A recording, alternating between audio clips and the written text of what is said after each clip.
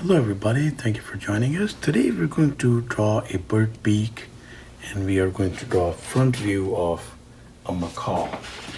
We have done a separate video. We've done a separate video in which we have shown the macaw's beak from the side, a side view. So we're doing a front view today.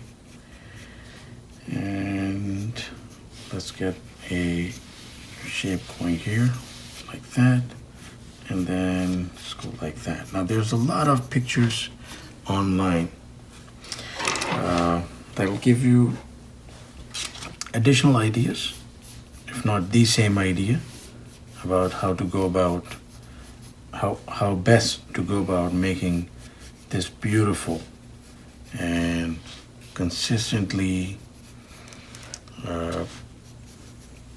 like wonderful bird. But here's our little resource here. So let's put that on, because they have a head of feathers that are distinguished in different angles. The beak would come right about here, because it has the beak, in addition to its like tropical and flamboyant colors, the beak is its most recognizable aspect. Now, I mean, of course, all birds have beaks, but the macaw's beak, which is one of the birds that use its beak in more ways than one, and that is it's, I guess, in its most practical use is to crack hard nuts.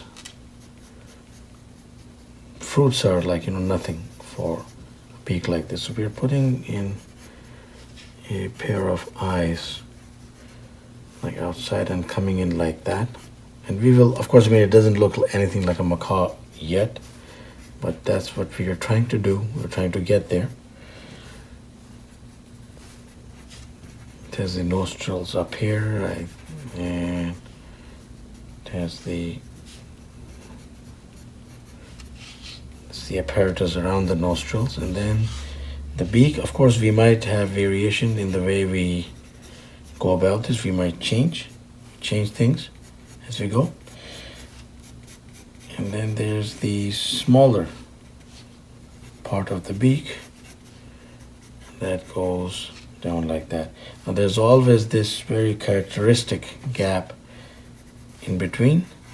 It's just like looking at one of those walnut crushers that, they have those jagged edges, the teeth, and then they come together to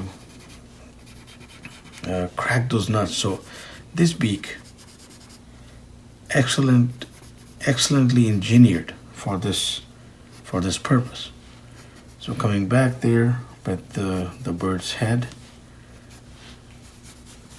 and then of course that beautiful plumage starts to like spread in these nice, vibrant, different colors.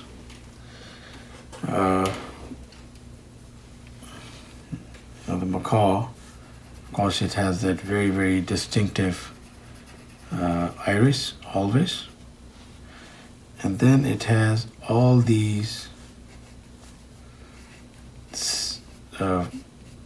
wonderfully flowing segments, patches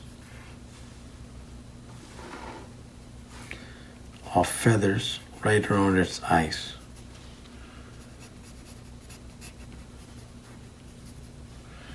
So the head could actually be a little more outward at the top, I guess. Its head is like really flat, but it's, we'll just put that outside a little bit and go with that. And then of course we have the same patches of usually dark feathers, whether it is the red macaw, the blue macaw.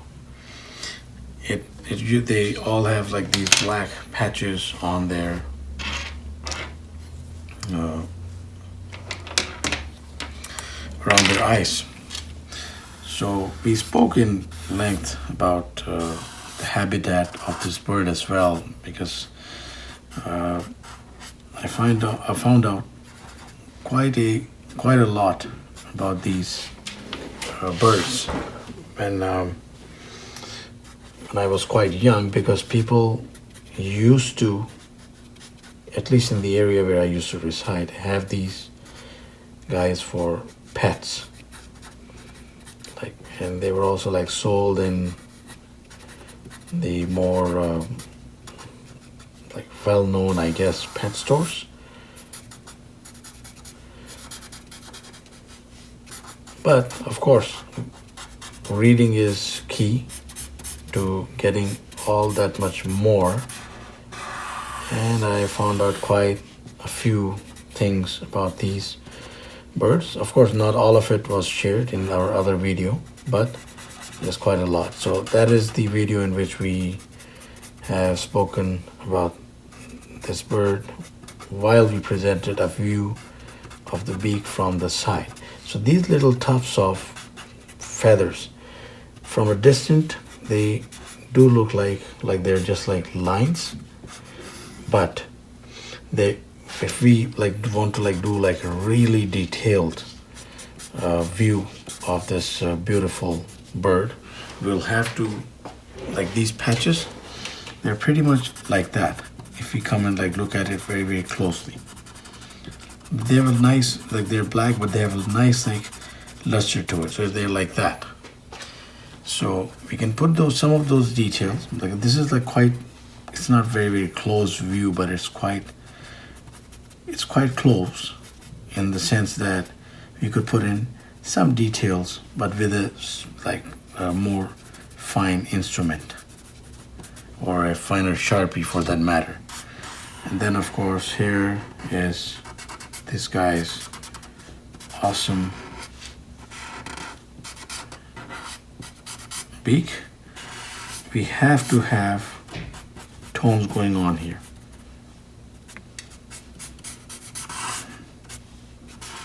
So of course made of concentrated, hard,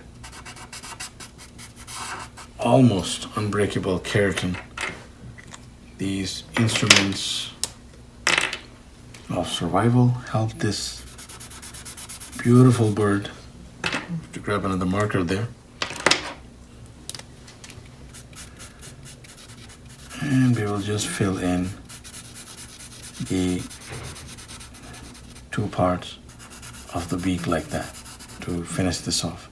So the beak has to be, depending on the light source, the beak is very lustrous, it's very rich, concentrated keratin, and it lets off this, in certain angles, almost like an ebony feel, and yet in certain angles, a black, I guess, metallic feel too. Not really metallic, but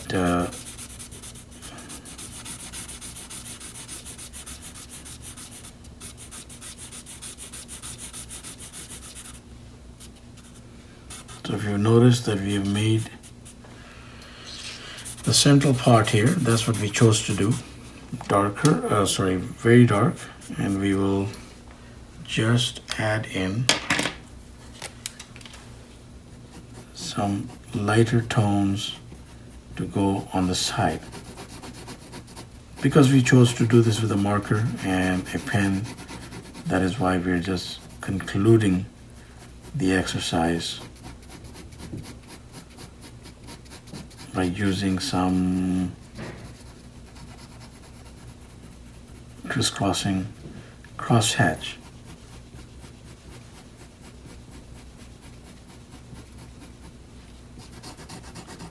To put in the lighter tones.